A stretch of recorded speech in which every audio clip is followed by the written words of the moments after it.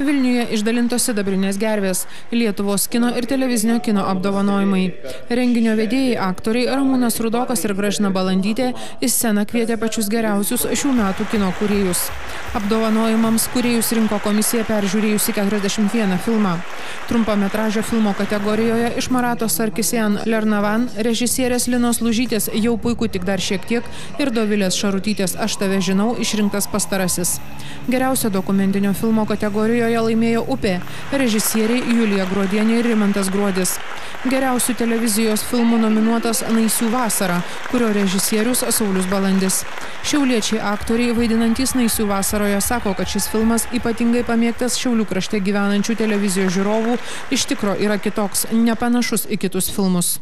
Taip, ir iš principo, ko gero, netgi apibendrinus, sakykime, tuos 3 pretendentus ir būtent, kad buvo pasirinkti Naisiai, tai ir įrodo, kad, sakykime, temos sopuliai, apie kuriuos mes kalbam, ta tematika, mūsų žanras, stilistika, jinai pasiteisino ir tai yra aktualu žmonėms. Tai jaučiasi. Ir šiaip iš bendrų atsiliepimų, sakykime, taip, jie yra praktiškai daugumoje šilti. Gerai, kad įvertinta ir gal tas serialas kažko užstrigo žmonėms. Ir jeigu įvertino komisija, tai gerai, vadinasi, jis yra kitoks, gal šiek tiek ir kokios kitos emocijos gali būti apart gerų. Taip pat įteiktos gervės už geriausią animacinį filmą, įvertintas geriausias studentų darbas, geriausias operatorius, geriausių režisieriumi buvo nominuotas Šarūnas Bartas. Įteikta net 16 sidabrinių gervių. Kino apdovanojimą stebėjo daug žinomų šalies menininkų, politikų, mokslininkų, parlamentarų.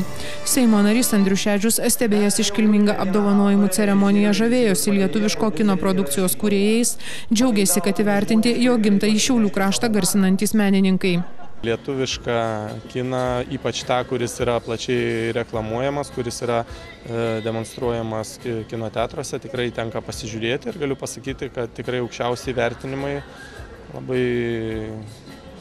Labai smagu, kad turime tokių talentingų žmonių Lietuvoje.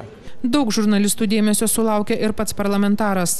Andrius Šedžius kino kūrėjų vertinimo stebėti atvyko su žavia jauna moterim.